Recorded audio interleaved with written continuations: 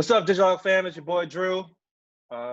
Just want to just say thank you guys for all the support on all the content and programming that we've been putting out, and appreciate you. Most importantly, hope you guys are being creative and healthy at home. Hope everyone is safe. We're excited because this is episode 11 of the L's, aka Lessons Learned, and I got my buddy in the building, Sanchay, Dharmic, Jain. What's going on? What's good, man? Thank you for having me. I really appreciate it. Yes, sir. So for context, Dharmic and myself were colleagues, right? So we both work at Alamo Records.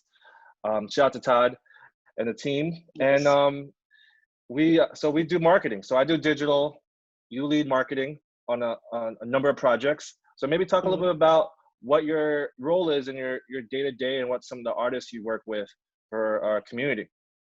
Yeah, so as Drew said, I kind of spearhead the marketing for a few of our artists. Some of the more notable names include, Rod Wave and Little Dirk, but also, includes some of the more emerging artists like D. Watkins and Young Maul. And, my responsibility is really to take each of these artist projects and, once the music comes in, start putting together the rollout, so to speak. And so, organizing the timelines, making sure that videos are made and then, scheduled and released, and sort of really the central nerve, so to speak, between the artist team and all the different facets of our label and our staff, in terms of digital, like you guys, and commerce, and some of the other creative, PR, etc., making sure that everything's kind of flowing and moving smoothly,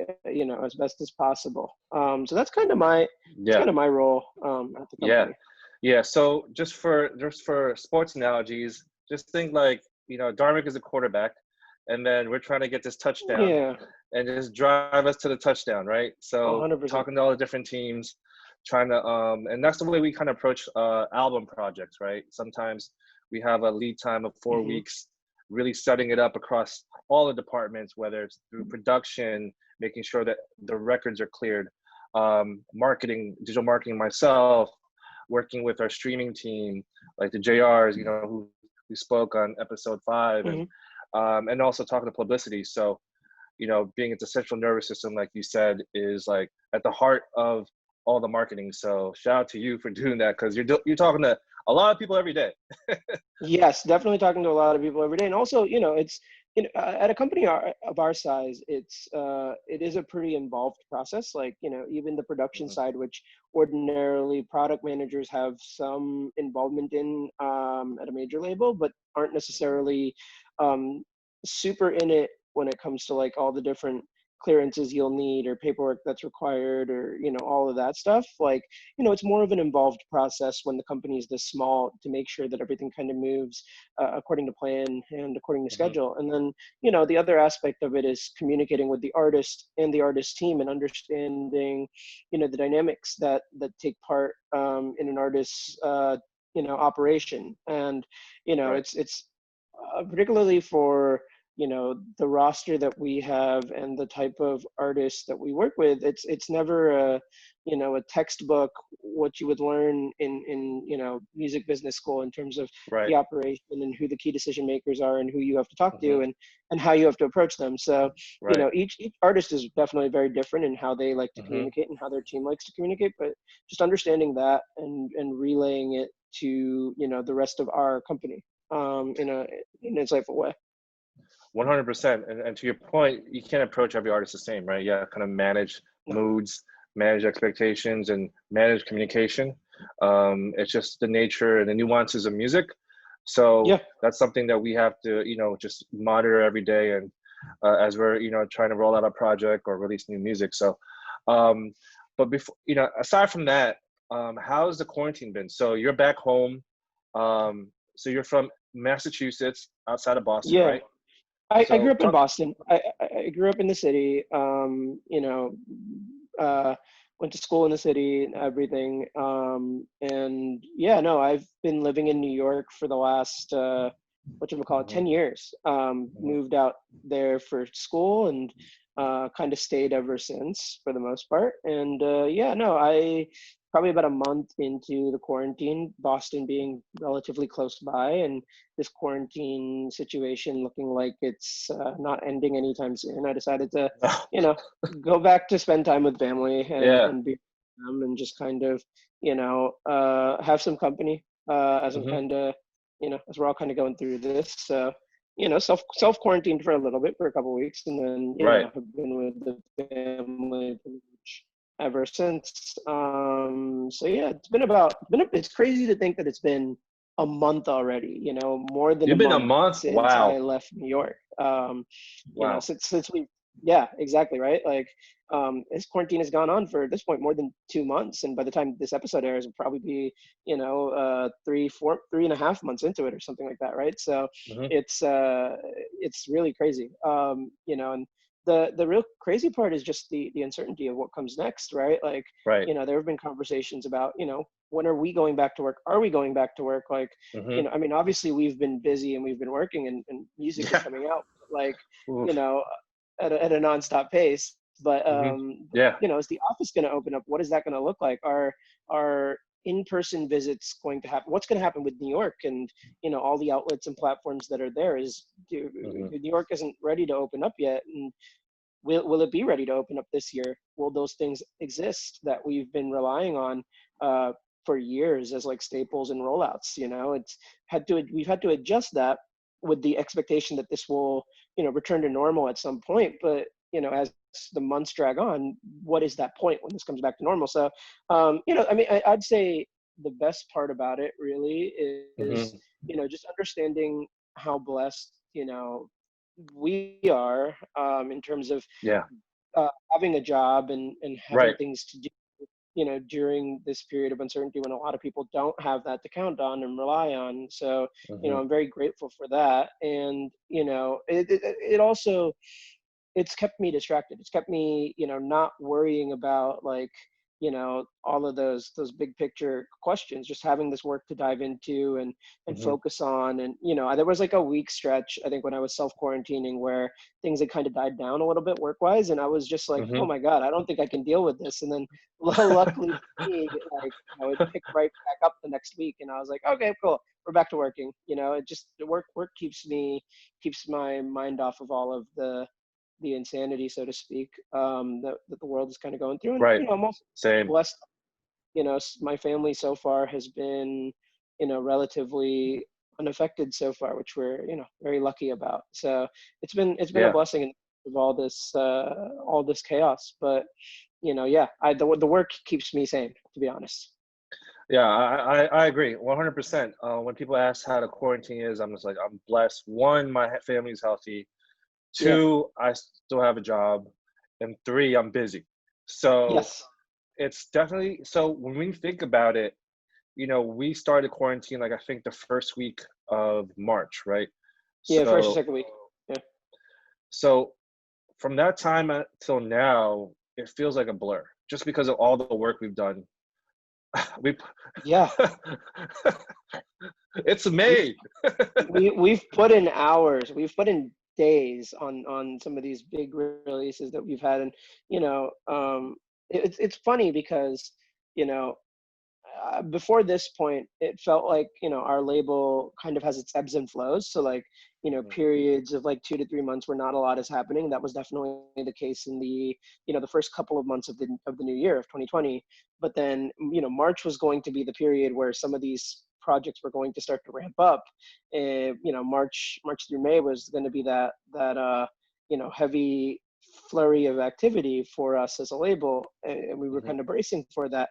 And then this quarantine kind of hit, and the question was like, how is this going to impact our releases? And the answer is that amazingly it didn't. A lot of our guys had music ready to go, and a lot of them had videos ready to go, or we're still able to pull them off as the quarantine was just starting. And it impacted some states later than other states in terms of just how the policy was being acted. And then other artists are kind of for better or for worse, taking it upon themselves to kind of do videos together, trying to administer social distancing as best as they can while doing it. But it's yeah, we've ended up having the material ready to go to get music out the door at a very dramatic rate. I mean, we put out 5 projects, I think, in March. We put out 5 projects in April, or yeah, 5 projects in March, 5 projects in Yeah, April, and another yeah, 4 in May. So, yeah, that's a lot of releases. yeah, 100%.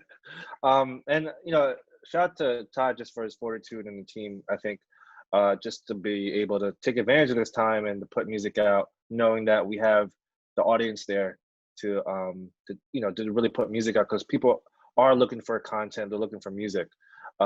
This is the time to do it while we're experiencing COVID. So you mentioned you grew up in Boston. Yeah. What was the Boston music scene like? Who were some of your early influences listening to music? Like, what was that first project or artist that you were like, man, I'm really into music? Like, because I know you're like into lyrics, and I think, like, who was that first artist for you? Yeah, so I mean, it's interesting because, in addition to being from Boston, I'm from an immigrant household, right? First generation born in this country, and my parents moved to America in '88 from India, and I was sort of the firstborn Same. within the family to grow up here. And so, my experiences with music growing up didn't involve American music. It involved Bollywood music very heavily, like A.R. Rahman and, like Shah Rukh Khan movies and the soundtracks that were involved in that. And so, that was a lot of the music that I grew up listening to, and, still am fond of and listen to, even now. Hmm. It's kind of the music of your childhood, right? Like Right. it's why we listen to music that our parents sort of had on even today and hold fondly to them. So for me, that was Bollywood. I'd say I got into, rap music, probably when I was like middle school, entering high school, that era. So you're talking about like 2005, 2006. And so, just kind of got into it, just hanging out at school and stuff like that. And, Hmm. that was kind of the era of like Kanye and T.I. and, Wayne, Yeah. mixtape Wayne, especially Hmm. leading Yeah. into Carter 3 Wayne. So that was major. He was a big artist, throughout my, like, early high school days, throughout high school, really. You know, but I decided to, as I was getting into it, just do my own digging online and and on the forums and on LimeWire, etc.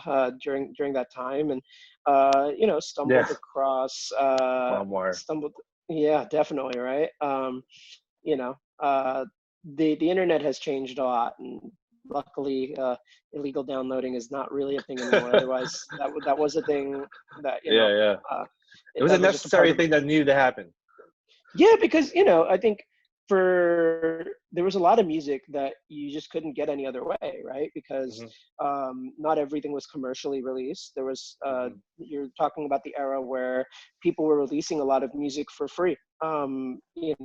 Whether it was through mixtape sites or just putting it out through like putting out Z share links and stuff like that. So the Sure. free music was a big thing during my high school era, and Hmm. there was a lot of freestyles that you couldn't commercially monetize. That was a big thing, especially Wayne was dropping Right. mixtapes full of freestyles and stuff like that. So Hmm. free music was a big thing that was pushed during that time period. But that got me just sort of looking into stuff, got me into like the underground scene and stuff like that. And I remember the first artist that I really resonated with was Immortal Technique. Mm. His music, particularly like Revolutionary Volume 2, and then when I was a junior in high school or sophomore in high school, he had a project called The Third World, which I think I related to because there was things he was talking about it that you Right. know I knew about just from how I grew up and the people around me, and just things that you kind of observed growing up in America during the Patriot Act and the lasting impact of the Patriot Act post 9/11 and stuff like that. That Hmm. I didn't necessarily experience a lot of episodes of like overtly racist things, but you'd read the news, you would see Yeah. subtle things that would happen, like taking the train back home and stuff like that, that, just that made you respond to stuff like that. And so, Right. Immortal Technique was a huge, was an artist that I really, fell in love with. And from there, it kind of, opened the floodgates into a lot of like underground artists and, Mm. lyricists, in an era where, that type of lyricism was sort of undervalued, or, is undervalued or whatever. And, Right.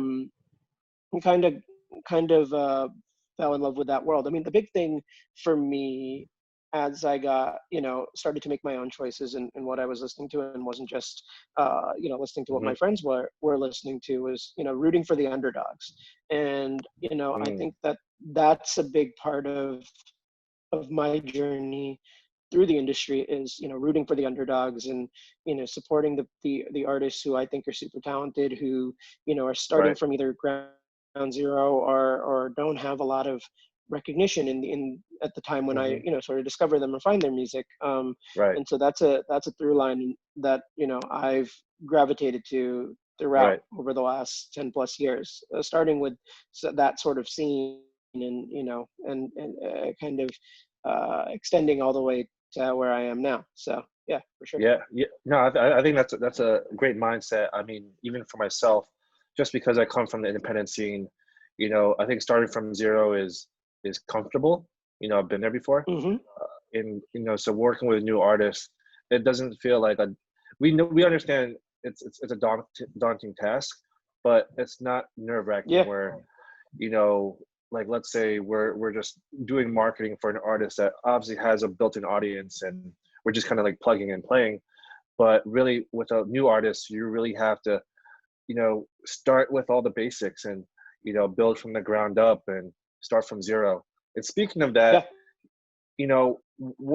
let's fast forward a little bit. um you know you Sure. going to, you leaving Boston. How did you get into, like, just the music space there? Because you eventually went to NYU, and then you did like a radio station, but were you also managing artists at the time? Like, how did that all kind of come about? Because I remember speaking to Melanie on her L's podcast that she used to bring artists to your radio station. So how did that come about?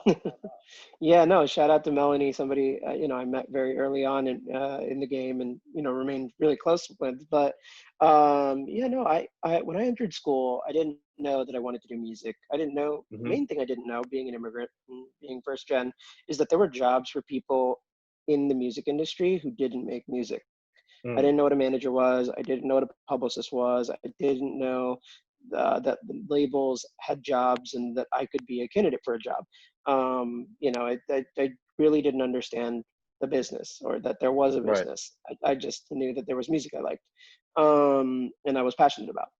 And so I went to NYU, and my freshman year of NYU, I was living in a dorm. It Hmm. actually is the same dorm where, Rick and Russell founded Def Jam. And Really? also, yeah, yeah. And that freshman dorm happens to be the same place where the radio station is, on campus. And so I Wow. was going downstairs one day in the evening to get food from like the dining hall or something. And Hmm. I was walking inside to the dining hall. I passed by MOP, and MOP was just standing in the lobby, just kind of chilling there. And I recognized them, and I was like, that's Hmm. weird. I don't know why MOP is just kind of standing here. Hmm. And so, I came back, and they were gone, and the security guard was in front, and I was just like, I knew him, and I was like, so what? Yo, that was MOP. Like, what were they doing here? And he's like, yeah, they're here for the radio show, for the station. They're there for DJ Eclipse's halftime show, which is like, was a longtime staple of the radio scene, the underground radio scene in New York for 15, Mm. 16 years, that was based out of WMYU. And so, I realized, that's how I found out there was a radio station at NYU. Wow. And, the following semester, basically, I found, the sign up for it, and, Hmm. decided to sign up for the station, and sent in a proposal for my own show, focused on like underground rep, so to speak, and that's how I started, doing my show. This is like Wow. 2011 entering 2012, end of 2011 entering 2012. And in that early stages of the radio show, I wasn't managing artists because I didn't think that was a thing. I started by just cleaning music, like taking songs that I really liked and downloading Right.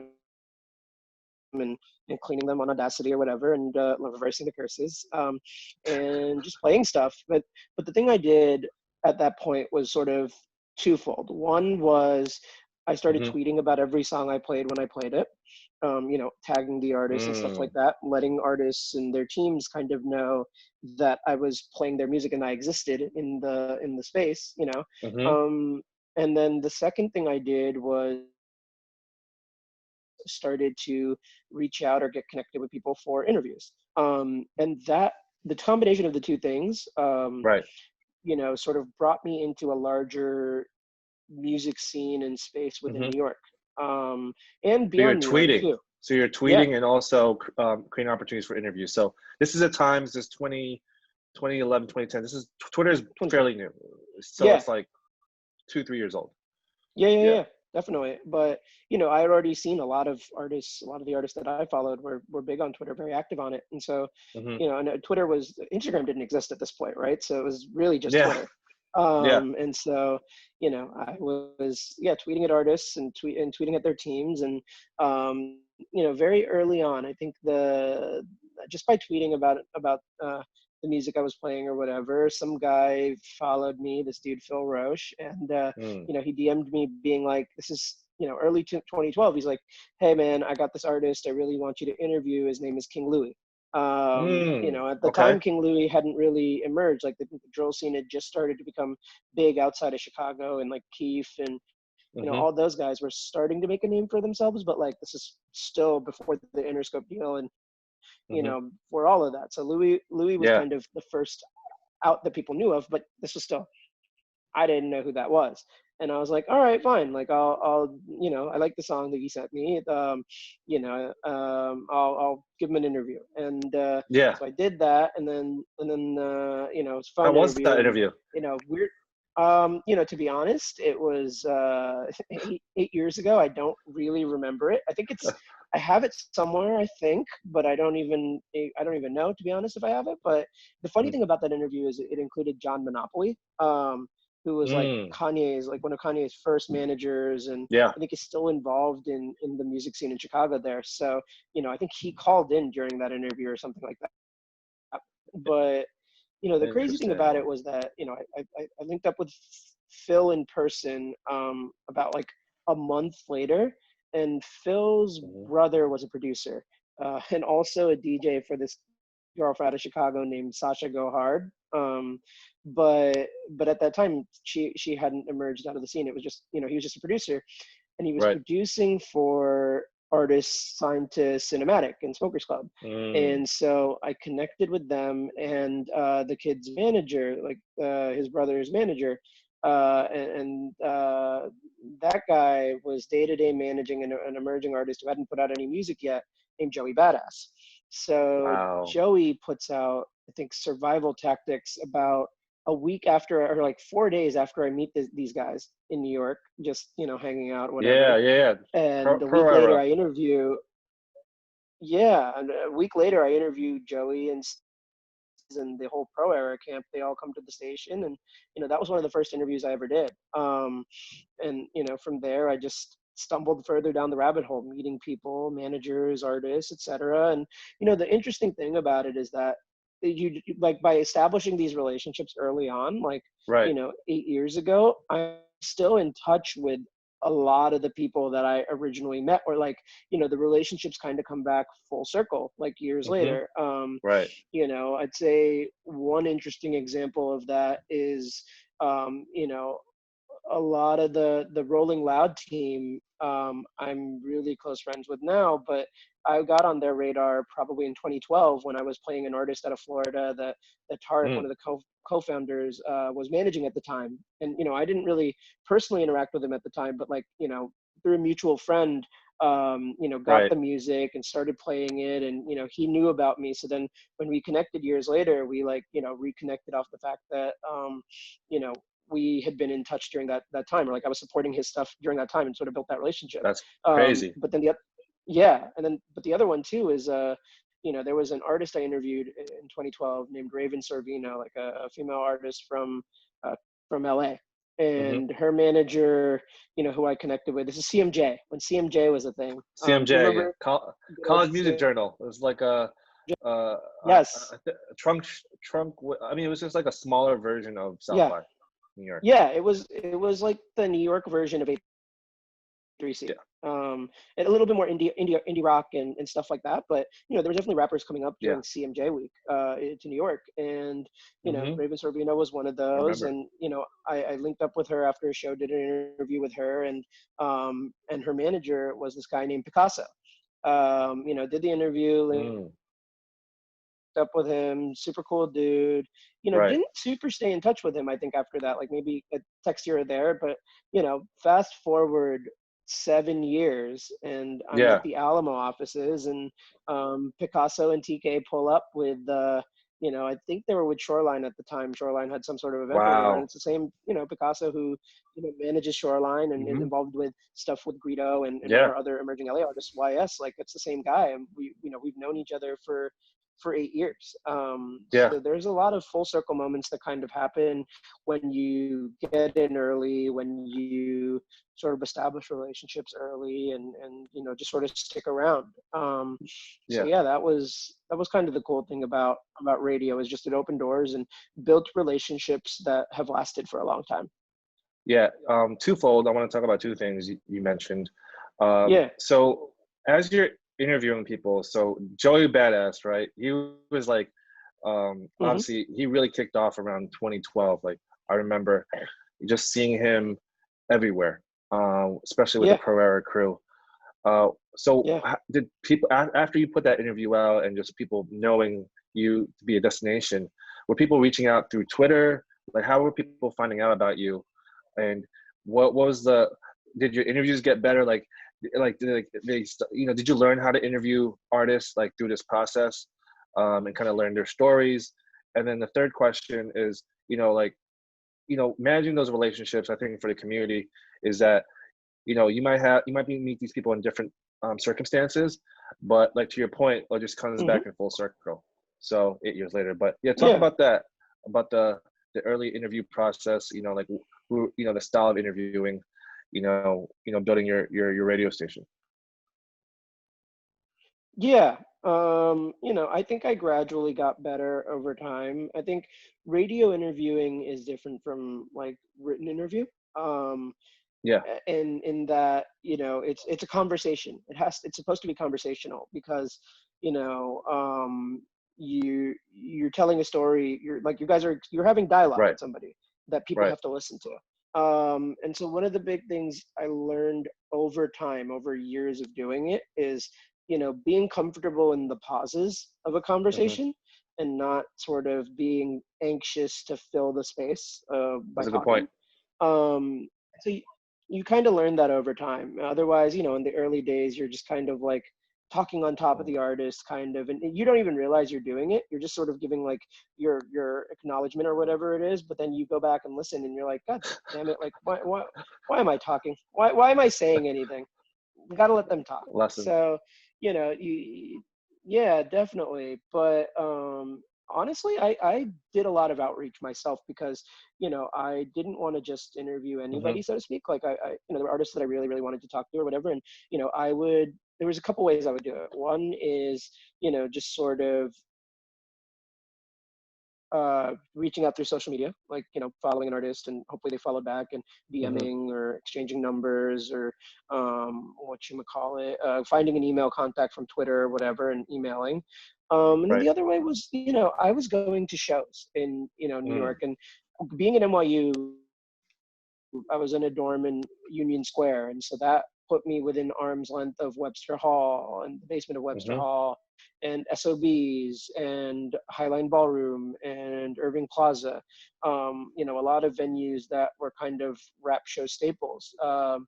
at that time. Most of, actually, they've all kind of changed a lot over the years, but, Yeah. I'm sure a lot of people who live in New York are very familiar with them. But yeah, I was probably going to, in that first year, like 3 shows a night, or 3 shows a week. Sorry. 3 shows a For week, something like really? Sanchay, I'd be going to like, yeah, I was going to like 3 shows a week in that early stages. Love that. And then I would go to the shows, and any artist I saw who I recognized, I would reach out and like,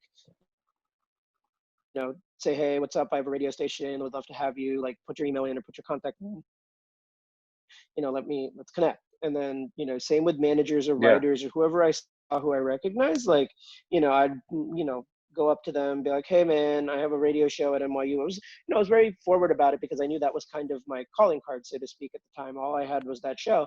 So I was like, hey man, like, I do this radio show at NYU, like, Yeah. here's my info, like, let's connect, or whatever. And so, Right. there's a lot of people who I know to this day that I kind of met doing that, just coming up to somebody and just reaching out and getting in contact. That was really how I did it. That's so Eventually key. people will reach out themselves and stuff like that. Hmm. But yeah, a lot of outreach, a lot of establishing relationships and just going out and doing it.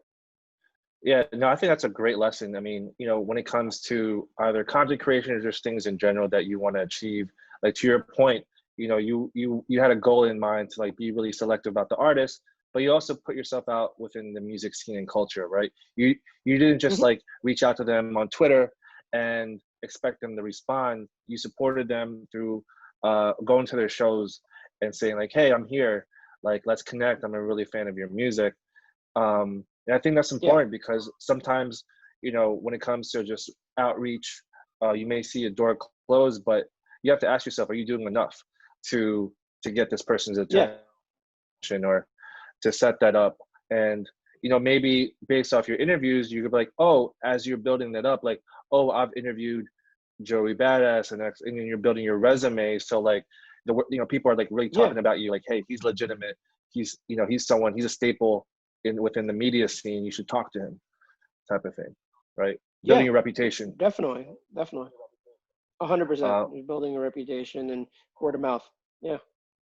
no, that's super important. So as you're doing this, building your relationships, and we talked Yeah. about that, where is that kind of pivot into becoming a manager? Like, who was the first artist that you started managing, and what was that experience like early on?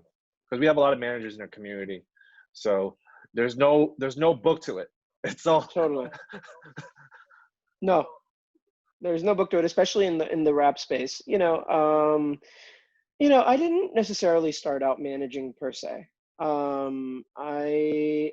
I played music and built relationships with artists, I started to connect with artists who music that I thought was dope and had music that I thought should be out in the world, be promoted. At that point, when I'm basically 20 years old, playing music on the radio, playing music on a free show where I'm not getting paid, like I'm not really thinking about the money in it. And so, there were some artists that I connected with during that time that I was like, you know, I love your music. I'm playing it. What other music do you have? Like, how can we get it out there to the world? And for me, at that point, the main outlet to do so is the blog scene and the blog Mhm. space. And so, I entered college in 2010. So that's like peak Two Dope Boys, New Music Cartel, On Smash, all of that era, right? And I was like Yeah. obsessively on those sites. And so, I tried to basically utilize the platform of radio that I had to get connected with people, like a lot of people. For example, Mecca was a DJ, spun around in New York events, but also had come up from doing radio, so online radio or whatever, right? And Right. I just sort of tried to build relationships using that as a sort of common point, right? And so, I basically, this is like late 2012, and, I ebbed and flowed in terms of doing it. Mhm. but I basically would take music that was coming out from artists and send it to the blogs and try to get them, placed on as many blogs as possible. And, I sort of, in a way that was kind of my early stages of PR work, because that's definitely one aspect of what a manager could be responsible for doing in a digital age that we live in. But, Right. I didn't necessarily know the full extent of what it meant to be a manager. But in sort of building these relationships with writers, I was doing it in like a, hey, here's new music, but in a more informal, like, hey, I just want to get connected. I love this artist you put me onto, or, this article is dope, or whatever. There's two interesting sort of segues there. One was, at the time there was a site called Refined Hype, and a guy running it named Nathan Slavic, and Refined Hype was basically the sister site for DJ Booth. DJ Booth was kind of where they played music or like uploaded music, and then Refined Hype was where, they wrote articles, right? And DJ Booth eventually merged the two into just DJ Booth. But I got connected with the guy. Nathan was from Boston too, like from a town called Brookline, which is pretty close by to where I grew up. And we just sort of connected on email, and just built a correspondence. And then from there, Nathan would let me start writing. So I wrote like once a week, and then eventually like, 2 times a week or whatever, until I kind of became a writer within the same blog scene that I kind of like looked up to as a high school or college kid. And then, the second connection that I had was, this guy, Stan Ipkiss, who was a writer for a few different places at the time, but, mainly Complex. He was kind of one of the bloggers for Complex. And, I was sending him music, and he'd be like, yeah, I'll check it out. Like, I love the article you just did, whatever. And so, I sent him a song one day, and he goes, this is the beginning of 2013. And he goes, I'll check it out. But, hey, I might have an opportunity for you. I'm like, okay. Then he goes, how would you like to write for Complex? And I was like, yeah, sure. Like, at that point, I was writing and I was doing radio and stuff like that, but I, had left school. So I was, kind of living in my parents' place, and then going back to New York to kind of do the show once a week, and then come back. But I so you're going back home and then going back. Yeah, I did that for about a year in 2013. Kudos to you, man. Actually, more like 6 months. I would do the Bolt bus going, then the Bolt bus back. But it was like 6 months. The last sort of 6 months or so, I was spending extended time in New York, crashing on couches and stuff like that. But at any rate, at the beginning of 2013, I didn't have a job. Where I was going to get a job. I needed money. I had no money. And, suddenly I emailed somebody, and he replied back being like, hey, here's a job at Complex, and it's paid. And I was Crazy. like, I mean, I get paid to write about rap music? Like, sign me up. I'm in. And that's how I started writing at Complex. Wow. What was that experience like writing at Complex? I mean, during this time, this was like at the heyday of Complex, right? Where everyone was looking for Complex in terms of, in addition to all the blogs, but Complex was really a staple for years. And, this is when like media really started to like shift gears towards just like media sites in terms of content, interviews for artists on platforms like Complex. Because I would always read the magazines, but in terms of just content, you discover artists here. It's like basically like if Complex writes about you, you're an artist that people should know about. Definitely, yeah. This is like also the peak premiere day of rap journalism, which didn't last very long for good reason. But this is kind of like, if Complex premiered your song, like, and a couple of other sites were writing about it, then the labels would start to reach out to an artist to take that initial meeting and offer a deal. So I was basically a blogger there. So that meant that I wasn't working out of the office at all. I would go in every once in a while as I was in New York, but I wasn't whatchamacallit writing out of the office, right? And I think I might have had a print byline maybe once. I don't even think I had a print byline. I think my name was just in the masthead once. So I never really had that opportunity. But it was the bulk of the job, truthfully, was news writing. And that was Mm-hmm. an interesting thing. It wasn't necessarily what I had thought about doing when I considered writing about music, right? Like Right. I wanted to write about music to break new artists and to talk about stuff that I really liked. And, here I was actually just sort of writing about breaking news stories as they developed, like whether it was, Mm-hmm. the beef between Gucci Mane and Waka Flocka, or Lil Wayne almost dying because of a seizure allegedly, or whatever that was, or the Kimye Mm-hmm. wedding. There was like stuff like that I was kind of Right.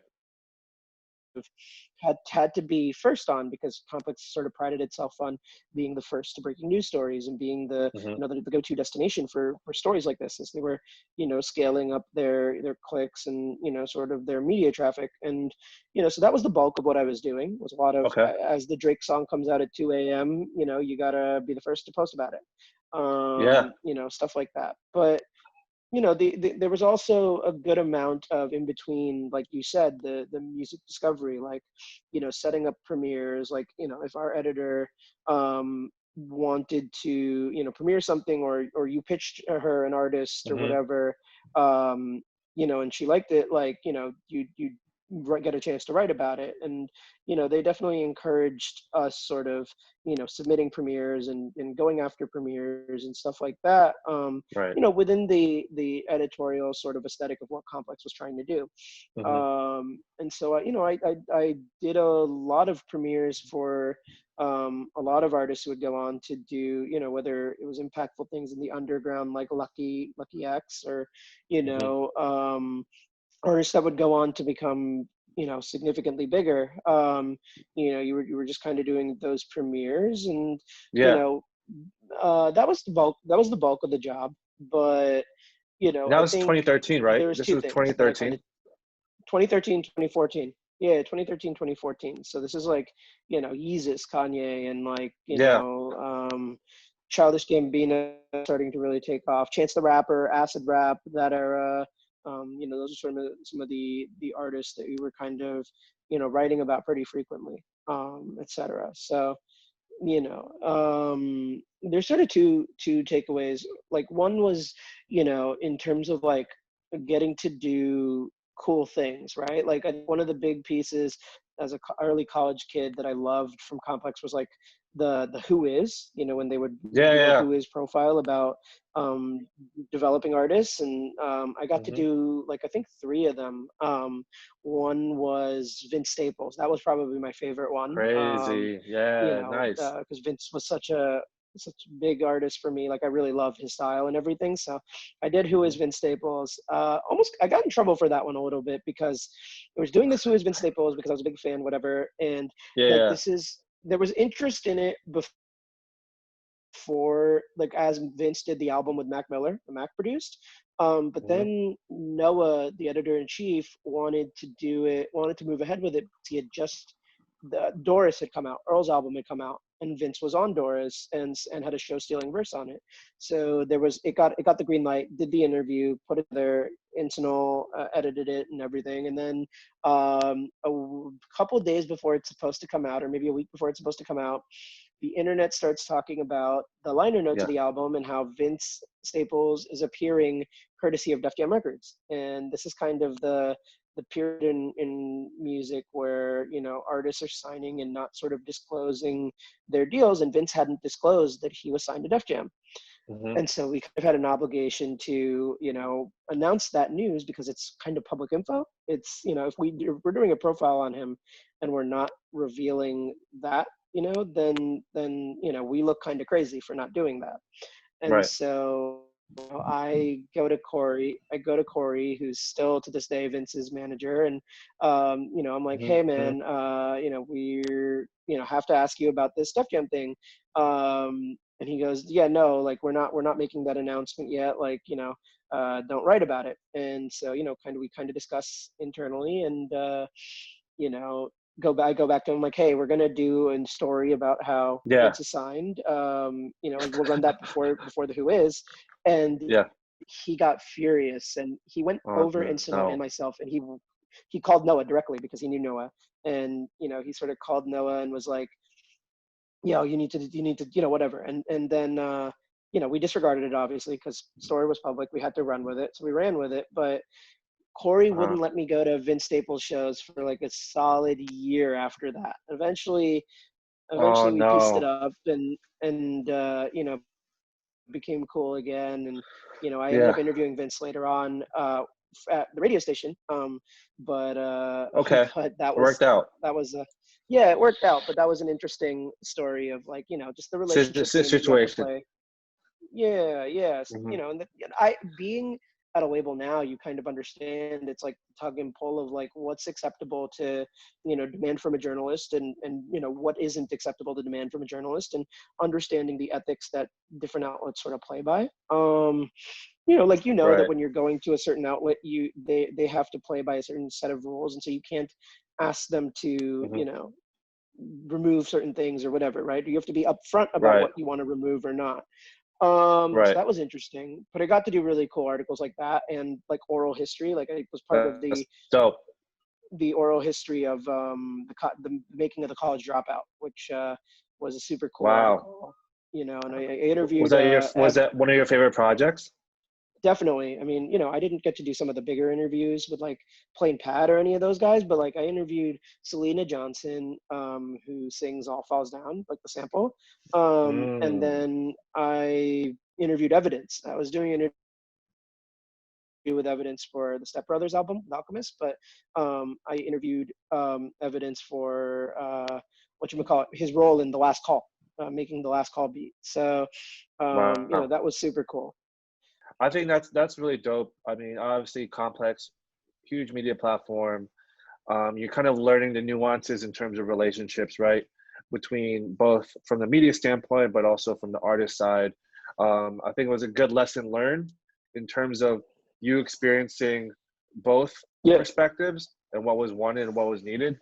And yeah, you were able to navigate through it. I yeah, think that's I think that's cool. And then to your point earlier, you got to work on some projects that you were passionate about. And I think that's, you know, even as an early writer or just anyone that's early in the business, if you get to work on something that you're passionate about, that's, it helps you like really see things forward. Like, hey, this is something I really love doing, right? And it helps build your right. confidence. So after putting that out, did you feel more confident? Like, hey, I really want to do more of this with when in terms of writing, or where you're like, hey, maybe I want to do more publicity. What were those small wins that really built your confidence in that space? Yeah, so what I realized over time, I think, you know, I basically was writing full time for about a year out of school, and I sort of had an epiphany towards the end of that year where, you know, it just the money wasn't making sense to me. Like I had gotten to a place where, you know, if I wanted to get a place on my own in New York, I could do it.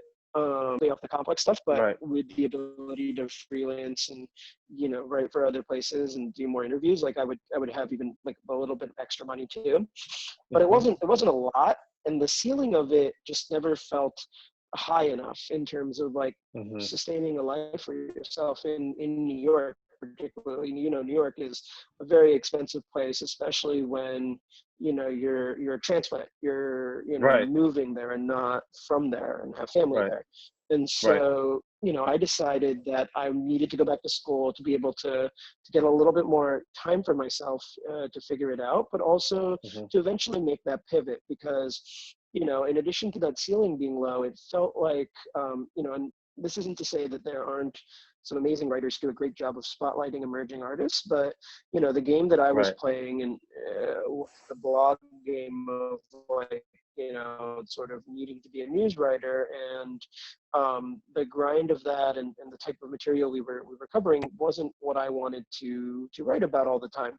Hmm. Like I said, I want to tell the underdog story, and I felt like the underdog story was better told from the other side, from, you know, bringing artists to writers and not, Right. you know, being the writer yourself. You know, you're pivoting. You're realizing there's a ceiling for where that role was, and also in terms of what you wanted to write about more so about the emerging underdog story. Uh, you know, is is like that's where your passions were, right?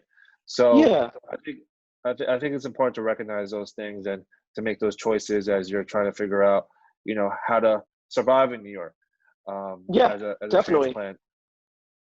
Now, surviving in So New York is the tough part, right?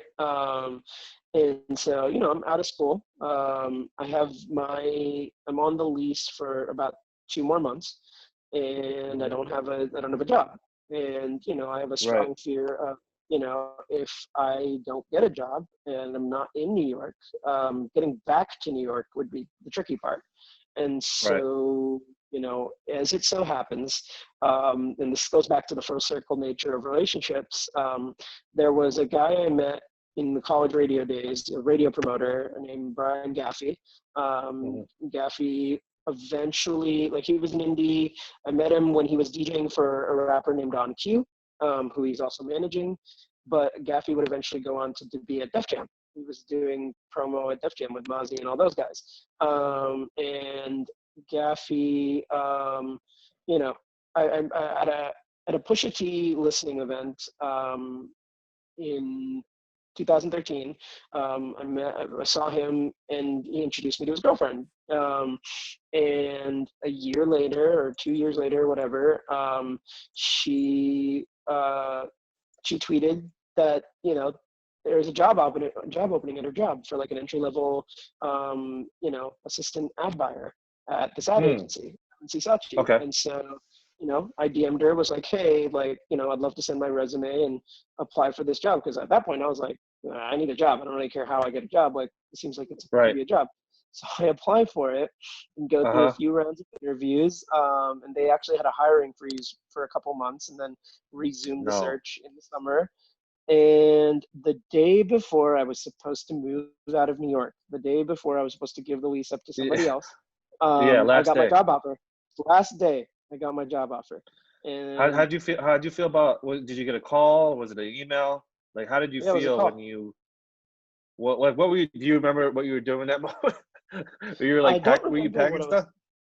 and I wasn't packing stuff. I don't know. I was just kind of sitting. I don't remember exactly what was happening, but I got a call, and I was like, "Oh wow! Like, I made it!" And like barely. You know what I mean? Like, Yeah.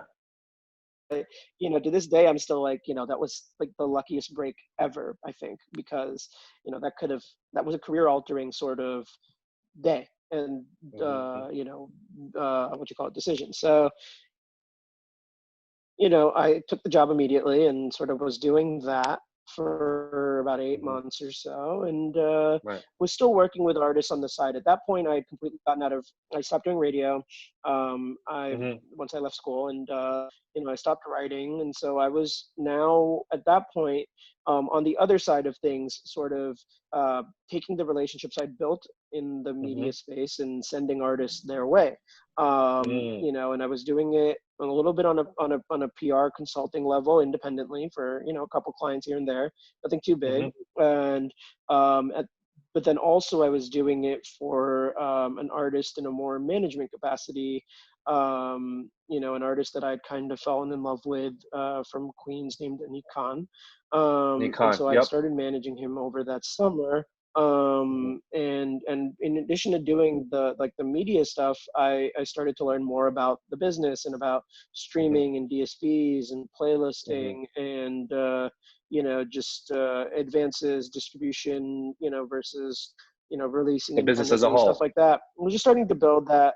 Yeah, exactly, starting to really learn it one step at a time. And obviously you pick up things as you're interviewing people, as you're talking to people in the business during the course of Hmm. being a writing job. But being in it, you kind of experience all the nuances, and you get a crash course day in and day out. And so I was basically I was making $35,000 a year at an ad agency, living in an Yeah. $800 a month 3-bedroom apartment in Harlem, East Harlem, Yep. on 122nd and Lex, and Harlem Town. working 9 to 5 and five to nine, like you Hmm. know, like basically working to survive, right? Like literally. Talk about that experience. I mean, what was that like? Because you have to like switch gears, right? Yeah, Um, During the commitment of a day job which is probably demanding, and then Hmm. trying to multitask your passions and your side hustle, your 5 to 9. I What was always that had like? a I always had a delusional belief that it would all work out, without really like mapping it out. Like, I am going to figure out a way to like, you know, make this switch back into the music space. It'll happen. I don't know how, but it'll happen. And it was just like, obviously you have the goal of the job, the day job is to get the day job done, right? Like, do what's Mhm. required of me, like pick up skills along the way, etc. But like, I'm always on my email, like I'm from in front of a desk basically, right? So like I'm always on my Right. email, dealing with the business stuff, like the music stuff. Like, I'm always trying to take like sneaking out to take a call here and there, or like, trying to Hmm. take a meeting during your lunch break, or leaving at 7 o'clock instead of going to the office happy hour, going to like a concert or something like that, just trying to Right. stay attached to the scene as much as possible. Just to do that. But, it was a lot of, it was a lot of just trying to battle, like the juggle all these responsibilities. And, I made mistakes along the way in terms of like, you know, oversleeping one day or Right. whatever, and, or, like disappearing from work for too long or whatever, and just have to come up with some lame excuse to justify whatever. I was lucky though, especially early on. Like, my Mhm. boss was my friend's girlfriend, and she understood what my passions were and was sort Mhm. of more That's lenient. And that's as important. long as nobody else around realized, like, she was fine, you know what I mean? So Yeah. that was definitely helpful in the early stages. But yeah, no, it was the craziest story I've said before is, one time, January of 2016, I go Hmm. into a Chipotle for lunch, Right. and at this point I'm paying Sally Mae loans. I'm paying it Right. regularly per month. It's like, even though I barely have enough money, I want to not be dealing with any issues of debt, right? Just trying to Right. pay it Right. off Right. regularly. I have a set payment schedule, and I'm doing Uh-huh. just automated payments. So like, just I'm not even thinking about it, right? And so, Right.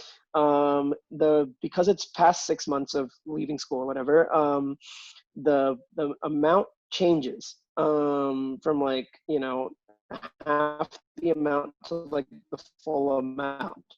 And automated payment goes Oh, through, it's the and I didn't full realize amount. that the payment had changed. And so, yeah, the full amount gets taken out of my bank account, without having that money in the account. Wow. Um, so so I go to Chipotle without knowing any of this, and I go to swipe my card, and it's declined. And Oh I'm like, wait, no. try it one more time. Like, there's no reason to be declined. And then, I didn't have I didn't have a credit card at the time, and I didn't have any cash on me. And I go, like, there's no way. I go to the Bank of America app on my phone, and I realize that there's a negative $300 bank balance there.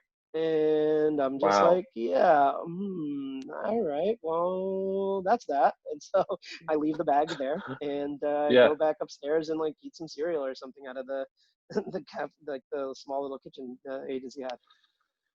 Yeah. No, it's one of those things that I think because the music industry because even for me, it took me a while to really kind of break into it, like finding that stride, because to your point, you have this delusion that everything will work out. Yeah, So you're literally crushing yourself.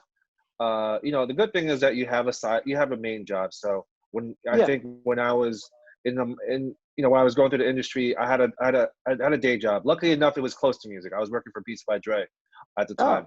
So so I was, I had a day job, but after that was exhausting because you're dealing with clients and customers all day. But totally. with that, you're trying to focus on like marketing releases, and trying to understand like the lay of the land, like it's changing from like iTunes to streaming and SoundCloud and Spotify and in that world, right? You're just trying Yeah, to figure it out as a manager. But totally. to your point, yeah, I've been there, where you look at your bank account and you're like, all right, well, I wanted to go out to the show tonight, but um, it's like you ever gone out and it's like, yeah, I'm just gonna have one drink. I'm good. Is this a free event? Yep, yep, yep, yep, yep. I mean, Is I there free relied on drinks? Yeah, I relied on the guest list for a good stretch of my time in New York, to be honest. Like, Yeah. there's very few shows I've paid for, but for a good stretch of time, truthfully, I didn't have the money to pay for it. If I couldn't finesse my way to the guest list, I wasn't getting into the show, and I wasn't going to be able to utilize that networking for the show. Like, it was, I just didn't have it like that. And Yeah. so I thank God for the guest list and for the security guards at SOBs who know who you are Yeah. Yeah. because They're you've like, gone so oh, many times. yeah, you're regular. But it's just funny just because, you're so passionate about it, you just figure it out. Like, Yeah, all right, well, I'm definitely, I know it's gonna be late, but I'm just gonna take the train. It is what it is, right? yeah, So, we're not gonna cab it. I'm gonna like, and yeah, it's one of those things where you meet you meet enough people that have experienced that, where it's yeah, not necessarily about the money, but to your point, this delusional passion about yeah, trying to make it work. you know yeah, so 100%. I feel you on that. So as you're experiencing this, you're managing a Nikon. What are you learning about Yeah. just being a manager? What are some of the lessons learned about managing an artist for you?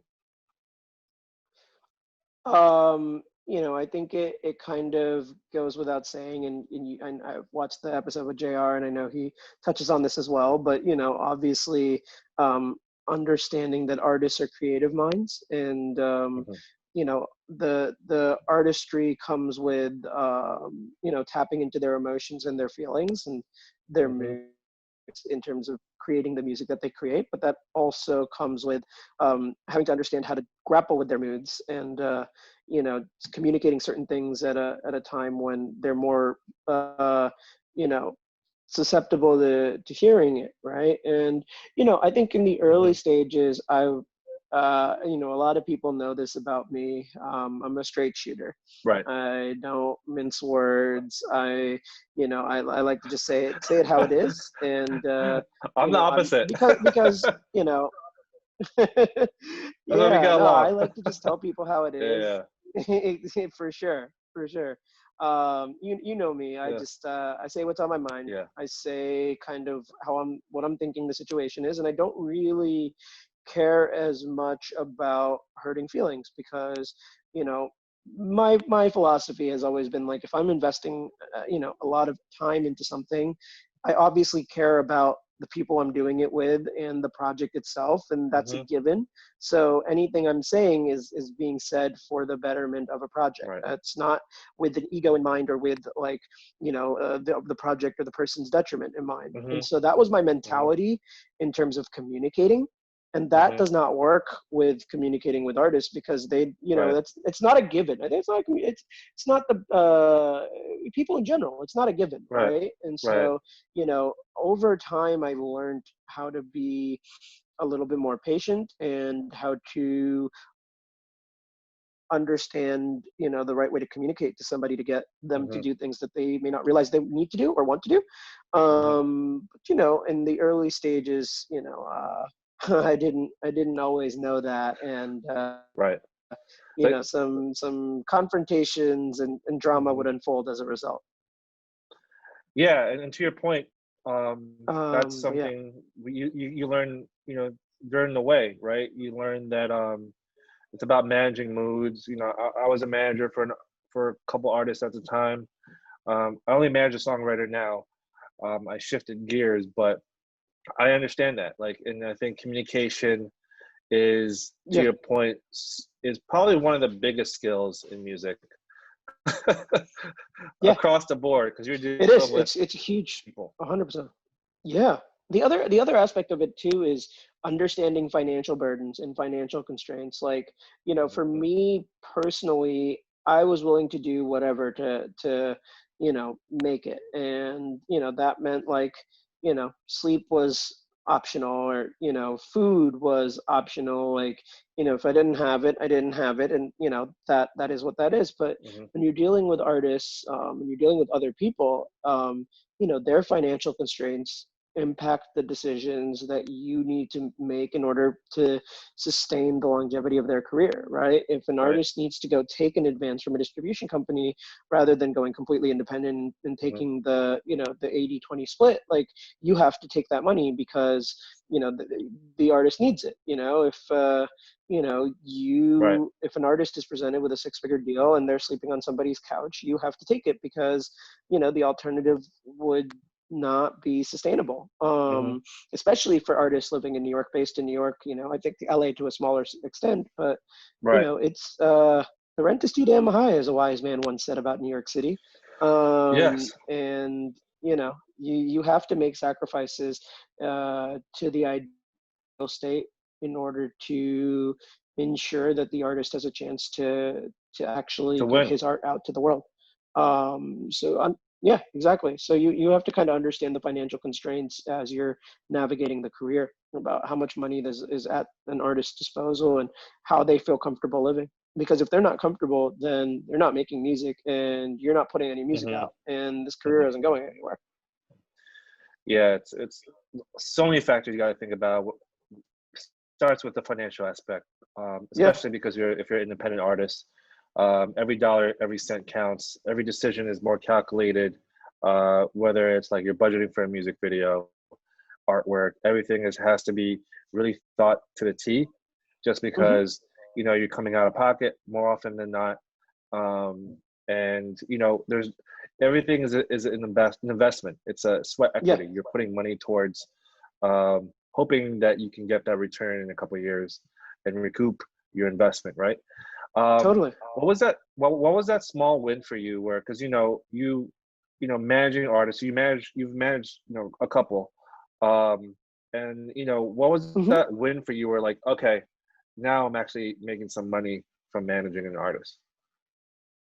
Uh, Um, it took a while. I mean, there were some, wins along the way for Anik, where, his career had certain successes when it comes to, putting out a project and getting the cover of like a Fresh Finds playlist on Spotify, or doing a sold out show at Rough Trade or things like that. But, I'd say the first real sort of success in terms of management from a monetary perspective was, working with this rapper from the Bronx named Kemba, who, I'd been a fan Hmm. of, obviously full circle. Like discovered him when I was doing college radio in 2012, and Hmm. eventually became his manager in 2016, and or yeah, 2016, 2017, and in 2018, um, you we get approached by a publishing company,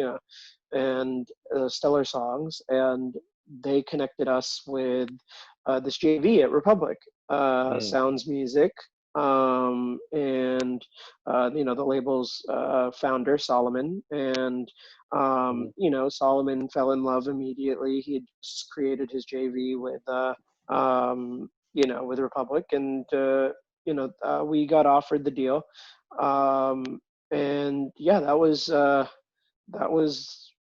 good, obviously with the deal, both label side and publishing side at the time, it came with advances, and that was a pretty sizable chunk of money for me, as a manager, or ever in life, in terms of money up front, money at once. Right. And so that was definitely a cool moment. I mean, obviously what you learn after doing that is, money like that is you know, it really holds you down for a while, or can, but it's about taking the Hmm. next step after that, which is a very tough step, after you sign, Hmm. working a system, and making yourself a priority within a building. It's a really demanding job, and Right. I think, obviously not all situations are, you know ideal just because there's money there or whatever, and so, you know um yeah, I mean, there's a lot of things you kind of learn through that whole experience of what comes with getting the commission and getting the advance. But Hmm. yeah, that would say that was a pretty cool moment. um and it also came at a time when the Alamo job came into my life and became the first Yeah. time that I ever worked at a label. Yeah. I mean, yeah, talk about that, because, I feel like, your journey, you're talking about your journey, Mhm. first year of college, running into MLP, falling in love with the radio station, and then fast forward like 8 years later, all the things you've done to get to that point, right? From, Yeah. working that job at Complex, for you learning about that world in terms of just writing and Mhm. just the blogosphere, and Mhm. then also working for a advertising agency Yeah. at one point, managing an artist, Mhm. learning the trials and tribulations of that, and then managing another artist and getting to a point where you have a Yeah. signed deal, you get an advance, and Yeah. now entering the label space, working with um, like legend in the game, Todd, Yeah. his history with Def Jam, and it's and then I just want to show the audience that it didn't happen overnight. Like, you had to go through No. those moments and learn the business, right, as a Definitely. whole. Definitely. And I think it prepared you to get to this point, right? So what was that transition like? So as now you're working with Alamo. This was about like a year and a half ago, right? Almost 2 years. Almost 2 years. So basically, in 2016, I joined a PR company, worked there for about 2 years. And, by the second year of working there, I'd gotten into a groove with a certain type of artist and, understanding the New York press run space. And, some of the clients we had were like Gunna and Maxo Cream and Rollo and, a bunch of these sort of artists. And, Hmm. maximizing the New York press run, having them everywhere, so to speak, and just elevating their visibility. I had a very good relationship with Tarek, as I mentioned before, the co-founder of Rolling Loud. So, we kind of Right. became known as the plug for Rolling Loud, and the company still has that Rolling Loud as a client. And it also was my introduction to Little Dirk, who was a client of theirs and remains a client of theirs. And this is right as he leaves Def Jam to be independent Hmm. technically for a little bit before joining Alamo. Hmm. And by the end of by the summer, like after Rolling Loud that year, I kind of realized that I had done some really cool projects and things like that, and there was becoming a formula of how to sort of approach this type of Hmm. artist. But the with streaming, there had been an influx of money into the record side of the industry and the label side of the industry, and there were labels interested in because they were investing a lot of money into artists like your Gunnas and so on and so forth. They needed new staff to who had worked these projects and understood the gatekeepers and the tastemakers in the space that really mattered, and how to get a hold of them and get their artists onto these Right. platforms. And so I started getting approached towards the end of my time there by a couple of companies within the space, Alamo being one of them. And decided to leave. You know had some money saved up to where I could just take my time, and because it was a big step for me, and Hmm. sort of weigh my decision carefully and take meetings with a couple of different companies and executives and people like that. And Hmm. ultimately it had come down to two companies. And for me, Alamo felt like a good fit because I had familiarity with a couple of the bigger artists on the roster, particularly Dirk, Hmm. who I just started working with, and the other company. And there was so the familiarity of the roster, but then also understanding, I think, inherently that it's a smaller company. And Hmm. if I'm going to get into the label space, being at a Right. smaller company gives you an opportunity to really learn and etc. So I joined at the Yeah. end of 20 at the summer of end of the summer of 2018. And Hmm. you know when I joined the company, I've mentioned this to you before, Yeah. I didn't Yeah. really Yeah. have a set role in the company. Like Hmm. I'd given myself a job title that wasn't an accurate description of what my job title was, or what I wanted to do necessarily. And Mm-hmm. I'd been a publicist for 2 years, but I wasn't doing like PR, and Mm-hmm. and so it was like Was a learning the curve. early stages was a learning curve. It was a lot of observation, was a lot of being like a go-getter and trying to get in where you fit in. And it was truthfully taking on a bunch of the early projects, like early stage projects, and particularly the one, understanding which were the ones that Todd really valued and prioritized, and the A&R staff really valued and prioritized, and diving in headfirst into those. But more Mm-hmm. so, honestly, in those first, I'd say, 6 to 8 months, was learning from having Sherry there, Sherry Bryant, who was the Mm-hmm. general manager and is now one of the co-presidents at Rock Nation. Just Mm-hmm. watching how she moved, hearing how she communicated with the artists, and just understanding her philosophy on how to Mm-hmm. approach things. And just she was willing to. One of the things that was interesting about her that I really took in was she was willing to give some things a few hours to breathe, and not jump to making a decision, or communicating something to an artist team. But she was Right. very deliberate with who she was communicating to and how she was saying it. And just very strategic about if she's going to say this one thing to that artist team, it's not only to respond to what they have asked her, but it's also to prevent a second or third question or some other issue popping up. It's like thinking 2 steps ahead of the Mm-hmm. team to make sure that things kind of go in the direction that she wanted to take it, Mm-hmm. without making it seem like she like guiding them to that place, you know what I mean? And Right. so just watching how she approached and how she approached projects was interesting. And just being able to observe it, and she was very, very hands-on in her approach, and just very strategic in everything she did. So I think that was something ages. And then at the beginning of 2019, I started to take Mm-hmm. on projects of my own, and within 6 months, Sherry left, and there became an opening, so to speak, right? To while there wasn't a replacement in place, Right. to just kind of step up and take initiative on projects, and follow Todd's lead in terms of like how he wanted certain things to play out. But Mm-hmm. just put your head down and get to work. And Mm-hmm. that summer we Great rolled lesson. out 2 really big projects for us, including the Little Dirk album, Love Songs for the Streets too. And Mm-hmm. it was a lot of work because we were a very small team. But Mm-hmm. again, just trying to capitalize off of everything that we could, and just making sure that the rollout was moving in a timely manner to Mm-hmm. take advantage of the window that we had. And so yeah, from there, it just I had cemented myself in terms of like having certain artists and being sort of a go-to person for some of Yeah. the bigger projects. And the rest Right. is kind of history.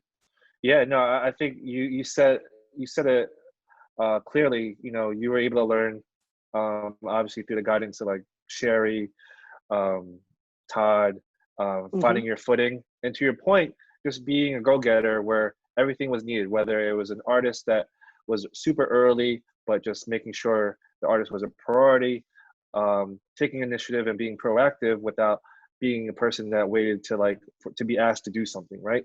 Taking initiative. And I think that's super important for Hmm. like a lot of young people that may feel lost, but don't expect to be told something. You should be Yeah. taking the initiative to ask those questions, because that's just like the nature of the industry. Like people are so busy, you have to like ask those questions and also be observant. Like if this person is doing X, Y, and Z, what can I learn from this person as I'm like trying to navigate in my career? And then secondly, given that Sherry had left, you took advantage of the opportunity. You knew that this is a brand new space. You're, still trying to figure it out, but you took the initiative, and it worked out. And like to your point, the rest is history. So I'm not going to mention all the accolades since then, but like collectively, I think the label has done really well. Even obviously top of 2020. So shout out, to you to be able to navigate that. I think that's super important. But Dharmic, man, this has been dope. We went through the Yeah. the inception of Dharmic, and then your upbringing in Massachusetts, uh, your love for Moral Technique, you starting the radio station, interviewing Joey Badass, building those relationships, the relationships you have now, Hmm. writing at Complex, you know, working at that advertising agency, going Hmm. Chipotle, finding that you had no money, but Hmm. still figuring it out, managing various artists, getting that deal, and now you're at Alamo, crushing it. So I'm just say is that thank you for taking the time. A lot of lessons learned.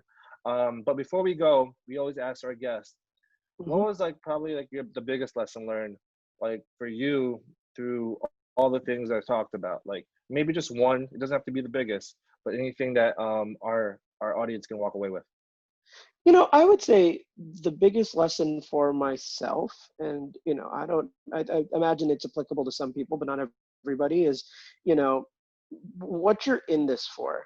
Like, I think the for me, I'm not a very money motivated person. I'm Mm-hmm. careful about making sure I'm getting what I'm owed, as much as possible, Mm-hmm. and standing by my principles there, and not being broke.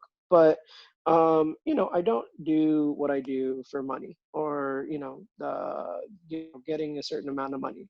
I'm more interested in the project, in the story, in the underdog, and elevating their status. And So important. I that's first and foremost to me.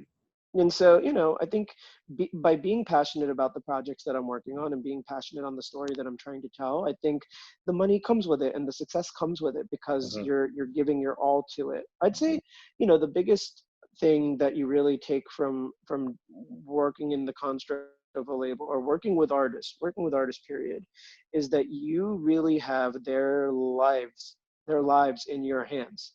And you really realize that when you're a product manager at a company like Alamo, Right.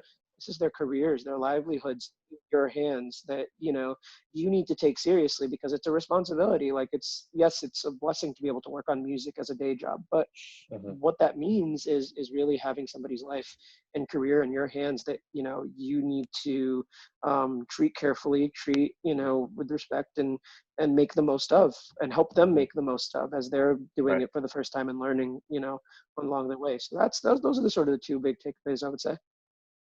No, I think that's super important to recognize, especially for those young, people that are passionate about music, but don't understand, when they first start, it may not necessarily be the most highest paying job, but you have to understand why you're doing it, right? Are you Right. doing it for the paycheck, or are you doing it because you love and you enjoy, you want to learn, you want to go out to shows, Yeah.